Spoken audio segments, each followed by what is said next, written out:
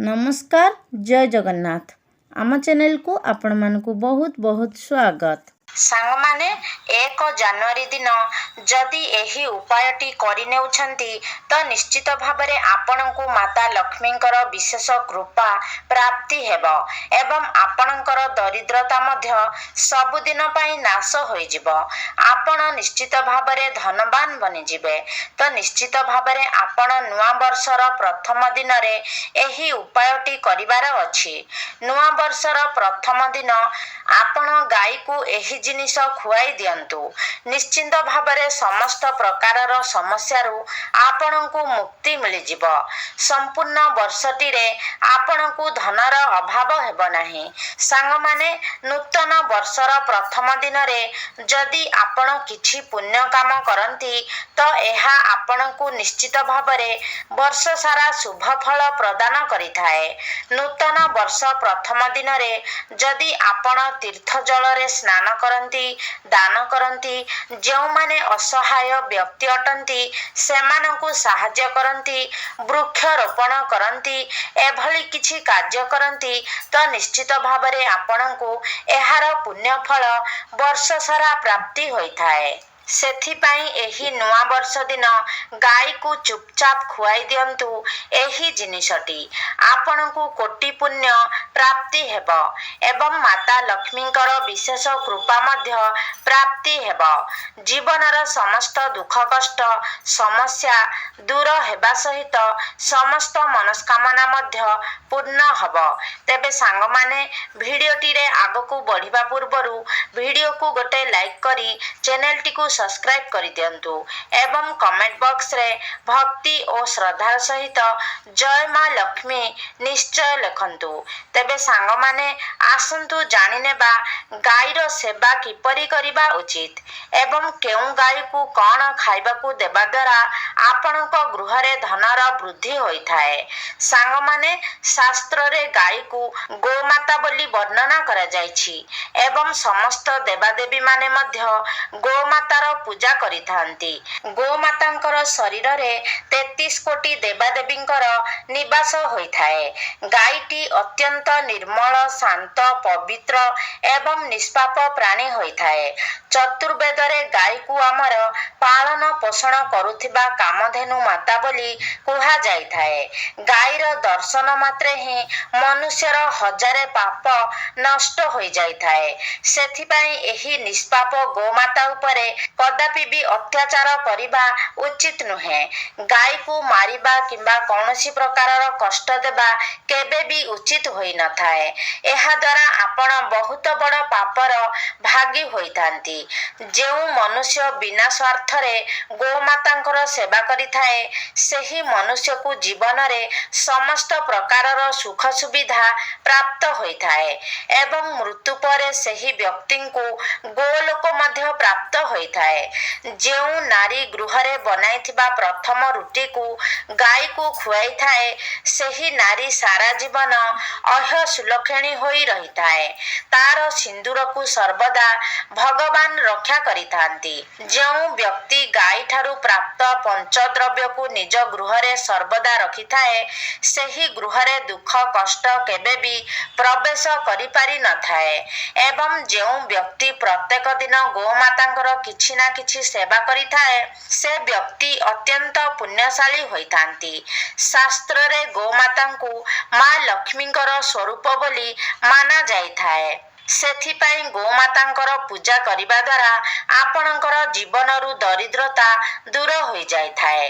प्राचीन कालरु ही गोमातांकर सेवा करिबार परंपरा रही आसीछि एवं प्राचीन काल रे मुनि ऋषि माने मध्य निजर कुटीर रे गोमातांकु रखी तांकर सेवा करुथिले एवं प्राचीन काल रे राजा महाराजा माने मध्य गोदान करुथिले। कारण गोदान करिबा द्वारा अनेक जन्मर पाप नष्ट हो जाइथाए एवं मनुष्य को मोक्ष मध्य प्राप्त होइथाए। गोमातांकर दर्शन मध्य ଅତ୍ୟନ୍ତ ଶୁଭ ହୋଇଥାଏ। ଶାସ୍ତ୍ରରେ ବର୍ଣ୍ଣନା ରହିଛି ଯେ ଯଦି ଆପଣ ସକାଳୁ ଉଠି ପ୍ରଥମେ ଗୋମାତାଙ୍କର ଦର୍ଶନ କରନ୍ତି ତେବେ ଆପଣଙ୍କୁ ଅନେକ ପୁଣ୍ୟ ପ୍ରାପ୍ତି ହୋଇଥାଏ ଏବଂ ସକାଳୁ ଉଠି ଯଦି ଆପଣ ଗୋବରର ଦର୍ଶନ କରନ୍ତି ତେବେ ଆପଣଙ୍କୁ ଲକ୍ଷ୍ମୀ ପ୍ରାପ୍ତି ହୋଇଥାଏ। ଯଦି ଆପଣ କୌଣସି କାର୍ଯ୍ୟରେ ଯାଉଛନ୍ତି ଏବଂ ଗଲାବେଳେ ଆପଣଙ୍କ ବାଟରେ ଗୋମାତାଙ୍କର ଦର୍ଶନ ହେଉଛି କିମ୍ବା ଆପଣଙ୍କର ସାମ୍ନାରେ ଗୋମାତା ଚାଲି ଯାଉଛନ୍ତି ତେବେ ସେହି କାର୍ଯ୍ୟରେ ନିଶ୍ଚୟ ଭାବରେ ଆପଣଙ୍କୁ ସଫଳତା ମିଳିଥାଏ। ଯଦି ଆପଣଙ୍କର କୁଣ୍ଡଳୀରେ ପିତୃଦୋଷ ରହିଥାଏ ତେବେ ଅନ୍ୟ ଉପାୟ ଗୁଡ଼ିକ ସହିତ ଆପଣ ଯଦି ପ୍ରତ୍ୟେକ ଦିନ ଗୋମାତାଙ୍କୁ ରୁଟି ଏବଂ କିଛି ଘାସ ଖାଇବାକୁ ଦିଅନ୍ତି ତେବେ ଆପଣଙ୍କ କୁଣ୍ଡଳୀ ପିତୃଦୋଷରୁ ମୁକ୍ତ ହୋଇଥାଏ ଏବଂ ଆପଣଙ୍କୁ ପିତୃ ଆଶୀର୍ବାଦ ପ୍ରାପ୍ତି ହୋଇଥାଏ। ଏବଂ ଯଦି ଆପଣଙ୍କର ଜାତକରେ ଶନି ଦୋଷ ଲାଗିଛି କିମ୍ବା ଆପଣଙ୍କର କୁଣ୍ଡଳୀରେ ଶନି ନୀଚ ସ୍ଥିତିରେ ରହିଛନ୍ତି ତେବେ ଆପଣ ପ୍ରତ୍ୟେକ ଶନିବାର ଦିନ କଳା ରଙ୍ଗର ଗାଈକୁ ରୁଟି ଏବଂ ଚାରା ଖାଇବାକୁ ଦିଅନ୍ତୁ। ଏହା ସହିତ ଗୋମାତାଙ୍କର ପୂଜା ମଧ୍ୟ କରନ୍ତୁ। ଏପରି କରିବା ଦ୍ୱାରା ଆପଣଙ୍କୁ ଶନି ଦୋଷରୁ ମୁକ୍ତି ମିଳିଥାଏ।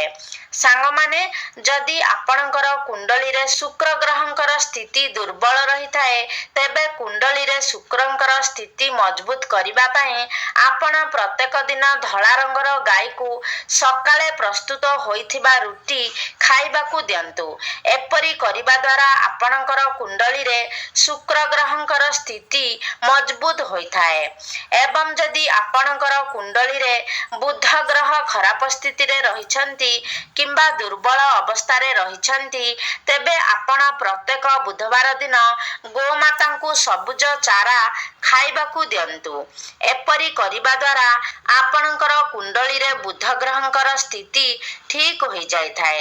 ଯଦି ଆପଣଙ୍କର କୁଣ୍ଡଳୀରେ ମଙ୍ଗଳଙ୍କର ସ୍ଥିତି ଖରାପ ରହିଛି ଏବଂ ଏହି କାରଣରୁ ଆପଣଙ୍କୁ ଅନେକ ଗୁଡ଼ିଏ ସମସ୍ୟାର ସମ୍ମୁଖୀନ ହେବାକୁ ପଡୁଛି ତେବେ ଆପଣ ଲାଲ ରଙ୍ଗର ଗାଈର ସେବା କରନ୍ତୁ। ବିଶେଷ କରି ମଙ୍ଗଳବାର ଦିନ ବିଶେଷ ରୀତିରେ ଗୋଟେ ଲାଲ ରଙ୍ଗର ଗାଈର ଆପଣ ସେବା କରନ୍ତୁ ଏବଂ ମଙ୍ଗଳବାର ଦିନ ଆପଣ ଲାଲ ରଙ୍ଗର ଗାଈକୁ ଗୁଡ଼ ଏବଂ ଚଣା ଖାଇବାକୁ ଦିଅନ୍ତୁ।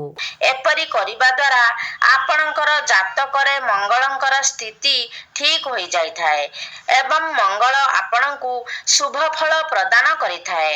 ତେବେ ଯଦି ଆପଣଙ୍କର କୁଣ୍ଡଳୀରେ ବୃହସ୍ପତିଙ୍କର ସ୍ଥିତି ଖରାପ ରହିଥାଏ ତେବେ ବୃହସ୍ପତିଙ୍କର ସ୍ଥିତିକୁ ଠିକ କରିବା ପାଇଁ ଆପଣ ରୁଟି ଉପରେ ଗୁଡ଼ ଏବଂ ଚଣା ରଖି ଗାଈକୁ ଖୁଆନ୍ତୁ। ଏପରି କରିବା ଦ୍ୱାରା ଆପଣଙ୍କ କୁଣ୍ଡଳୀରେ ବୃହସ୍ପତିଙ୍କର ସ୍ଥିତି ଠିକ ହୋଇଯାଇଥାଏ। ବୃହସ୍ପତିଙ୍କୁ ମାଙ୍ଗଳିକ ଗ୍ରହ ବୋଲି କୁହାଯାଏ।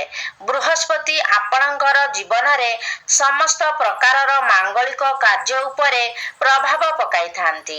ତେଣୁ ଆପଣଙ୍କ ଜୀବନରେ ଯେଉଁ ବି ସବୁ ଶୁଭ ଘଟଣା ଘଟିତ ହୋଇଥାଏ କିମ୍ବା ଆପଣଙ୍କ ସନ୍ତାନ ମାନଙ୍କର ସହିତ ଜଡ଼ିତ ପ୍ରତ୍ୟେକ ଘଟଣା ଆପଣଙ୍କର ବୃହସ୍ପତିଙ୍କର ସ୍ଥିତି ଉପରେ ନିର୍ଭର କରିଥାଏ।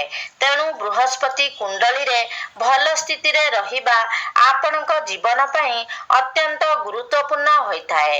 ସାଙ୍ଗମାନେ, ଯଦି ଆପଣଙ୍କ ଗୃହରେ ସଦାସର୍ବଦା ଅଶାନ୍ତି ଲାଗି ରହୁଛି ତେବେ ଆପଣ ନିଜ ଘର ଭିତରେ ଗୋବରର ଘଷି ଜଳାଇବା ଉଚିତ ଏବଂ ସେହି ଘଷିର ଧୂଆଁକୁ ଆପଣ ଆପଣଙ୍କ ଘରର ପ୍ରତ୍ୟେକ ରୁମରେ ବୁଲାଇ ଆଣନ୍ତୁ।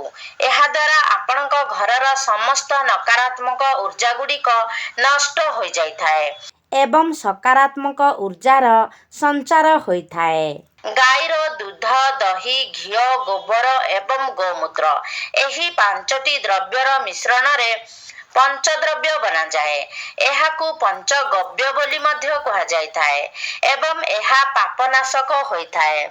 ସାଙ୍ଗମାନେ, ଯଦି ଆପଣଙ୍କ ମୁଖ୍ୟଦ୍ୱାର ନିକଟକୁ ଗୋମାତା ଆପେ ଆପେ ଆସନ୍ତି ତେବେ ଆପଣ ତାକୁ ଖରାପ ବ୍ୟବହାର ନ ଦେଖେଇ ଆପଣ କିଛି ନା କିଛି ଖାଇବାକୁ ଦିଅନ୍ତୁ। ବିଶେଷ କରି ଆପଣ ଯଦି ପାରୁଛନ୍ତି ଗୋମାତାଙ୍କୁ ରୁଟି ଖୁଆନ୍ତୁ। ଏପରି କରିବା ଦ୍ୱାରା ଆପଣଙ୍କୁ ସୌଭାଗ୍ୟ ପ୍ରାପ୍ତି ହୋଇଥାଏ। କିନ୍ତୁ ଭୁଲରେ ମଧ୍ୟ ଆପଣ ଗାଈକୁ ଖରାପ ବ୍ୟବହାର ଦେଖାଇ ଘଉଡ଼ାଇ ଦିଅନ୍ତୁ ନାହିଁ। କାରଣ ଗାଈ ଯଦି ଆପଣଙ୍କ ଘରୁ ମନ ଦୁଃଖରେ ଫେରି ଆସେ ଉଦାସ ହୋଇ ଫେରିଆସେ, ତେବେ ଆପଣଙ୍କ ଗୃହରୁ ମା ଲକ୍ଷ୍ମୀ ମଧ୍ୟ ଚାଲି ଆସିଥାନ୍ତି। ଆପଣଙ୍କ ଗୃହକୁ ମା ଲକ୍ଷ୍ମୀ ପରିତ୍ୟାଗ କରିଦେଇଥାନ୍ତି। ପ୍ରତ୍ୟେକ ଦିନ ଘରର ନାରୀମାନେ ଗାଈ ପାଇଁ ଏକ ରୁଟି ବନାଇବା ଉଚିତ ଏବଂ ସେହି ରୁଟିକୁ ଶ୍ରଦ୍ଧାପୂର୍ବକ ଗାଈକୁ ଖାଇବାକୁ ଦେବା ଉଚିତ। ଏହାଦ୍ୱାରା ଆପଣଙ୍କୁ ଗୋମାତାଙ୍କର ଆଶୀର୍ବାଦ ପ୍ରାପ୍ତି ହୋଇଥାଏ ଏବଂ ଆପଣଙ୍କର ମନସ୍କାମନା ମଧ୍ୟ ପୂରା ହୋଇଥାଏ। ମାତ୍ର କିଛି ଲୋକ ଗୋମାତାଙ୍କୁ ବାସି ଖାଦ୍ୟ, ଖରାପ ହୋଇଯାଇଥିବା ଖାଦ୍ୟ ଏବଂ ଅଇଁଠା ଖାଦ୍ୟ ମଧ୍ୟ ଖୁଆଇ ଦେଇଥାନ୍ତି। ଏହାକୁ ଶାସ୍ତ୍ରରେ ମହାପାପ ବୋଲି ବର୍ଣ୍ଣନା କରାଯାଇଛି। ଏହି ସବୁ ଖାଦ୍ୟଗୁଡ଼ିକୁ ଆପଣ ଅନ୍ୟ ପ୍ରାଣୀକୁ ଖାଇବାକୁ ଦେଇପାରିବେ, ମାତ୍ର ଗୋମାତାଙ୍କୁ କେବେ ବି ଖରାପ ହୋଇଯାଇଥିବା ଖାଦ୍ୟ କିମ୍ବା ଅଇଁଠା ଖାଦ୍ୟ ଖୁଆଇବା ଉଚିତ ନୁହେଁ, ଯେହେତୁ ଗାଈକୁ ଗୋମାତା ବୋଲି ମାନାଯାଇଥାଏ ଏବଂ ଗୋମାତାଙ୍କର ଶରୀରରେ 33 କୋଟି ଦେବାଦେବୀଙ୍କର ବାସ ହୋଇଥାଏ। ତେଣୁ ଗାଈକୁ ଏପରି ଖାଦ୍ୟ ଦେବାର ଅର୍ଥ 33 କୋଟି ଦେବାଦେବୀଙ୍କର ଅପମାନ କରିବା ସହିତ ସମାନ ହୋଇଥାଏ। ଆପଣ ଦେଇଥିବା ସେହି ଖରାପ ଖାଦ୍ୟକୁ ଗୋମାତା ଭୋକ କାରଣରୁ ଗ୍ରହଣ ତ କରିଥାନ୍ତି, ମାତ୍ର ଖାଦ୍ୟ ଦେଇଥିବା ବ୍ୟକ୍ତିଙ୍କ ଉପରେ ସେହି ପାପ ଲାଗିଥାଏ। ଗାଈ ଏକ ଶାକାହାରୀ ଏବଂ ପୁଣ୍ୟାତ୍ମା ପ୍ରାଣୀ ଅଟେ, ତେଣୁ ଗାଈର ଖାଦ୍ୟରେ କେବେ ବି ଆମିଷ ଦିଅନ୍ତୁ ନାହିଁ। ଆପଣ ଯଦି ଏମିତି କାର୍ଯ୍ୟ କରିଥାନ୍ତି, ତେବେ ଆପଣଙ୍କୁ ମହାପାପର ଭାଗୀ ହେବାକୁ ପଡ଼ିଥାଏ। ସାଙ୍ଗମାନେ, ଯଦି ଆପଣଙ୍କର କୁଣ୍ଡଳୀରେ ଚନ୍ଦ୍ର ଦୋଷ ଲାଗିଛି ଏବଂ ଯେଉଁ କାରଣରୁ ଆପଣ ଅନେକ ଗୁଡ଼ିଏ ସମସ୍ୟାର ସମ୍ମୁଖୀନ ହେଉଛନ୍ତି, ତେବେ ରୁଟି ଉପରେ ଧଳା ଲହୁଣୀ, ଘିଅ ଏବଂ କିଛି ଲୁଣ ଲଗାଇ ଆପଣ ଗୋମାତାଙ୍କୁ ଖାଇବାକୁ ଦିଅନ୍ତୁ। ଏବଂ ଯଦି ଜାତକରେ ଶନି ଦୋଷ ଲାଗିଛି, ତେବେ ଅଟାରେ କିଛି କଳା ରାଶି ମିଶାଇ ସେହି ଅଟାରେ ଆପଣ ରୁଟି ବନେଇବେ ଏବଂ ସେହି ରୁଟିକୁ ଆପଣ ଗୋମାତାଙ୍କୁ ଖୁଆଇ ଦିଅନ୍ତୁ। ଏପରି କରିବା ଦ୍ୱାରା ଆପଣଙ୍କୁ ଶନି ଦୋଷରୁ ମୁକ୍ତି ମିଳିଥାଏ। ଯଦି ଆପଣଙ୍କ ଗୃହରେ ଆର୍ଥିକ ସଙ୍କଟ ଦେଖାଦେଉଛି, ଧନଜନିତ ସମସ୍ୟା ଦେଖାଦେଉଛି, ତେବେ ଗୁରୁବାର ଦିନ ଆପଣ ଗାଈକୁ କଦଳୀ ଖୁଆଇବା ଶୁଭ ହୋଇଥାଏ। ଏହାଦ୍ୱାରା ଆପଣଙ୍କର ଧନଜନିତ ସମସ୍ୟା ଦୂର ହୋଇଯାଇଥାଏ। ଗୋମାତାଙ୍କର ପିଠିରେ ଯେଉଁ କୁବଡ଼ ରହିଥାଏ, ସେଥିରେ ସୂର୍ଯ୍ୟକେତୁ ନାଡ଼ି ରହିଥାଏ ଏବଂ ଯଦି ଆପଣଙ୍କର ଗୃହକୁ ଆପଣଙ୍କର ମୁଖ୍ୟ ଦ୍ୱାର ନିକଟକୁ ଗୋମାତା ଆସିଥାନ୍ତି, ତେବେ ତାଙ୍କର ସେହି କୁବଡ଼କୁ ଆପଣ ନିଶ୍ଚୟ ରୂପରେ ସ୍ପର୍ଶ କରନ୍ତୁ, କାରଣ ଏପରି କରିବା ଦ୍ୱାରା ଆପଣଙ୍କୁ ଅନେକ ଗୁଡ଼ିଏ ରୋଗରୁ ମୁକ୍ତି ମିଳିଥାଏ।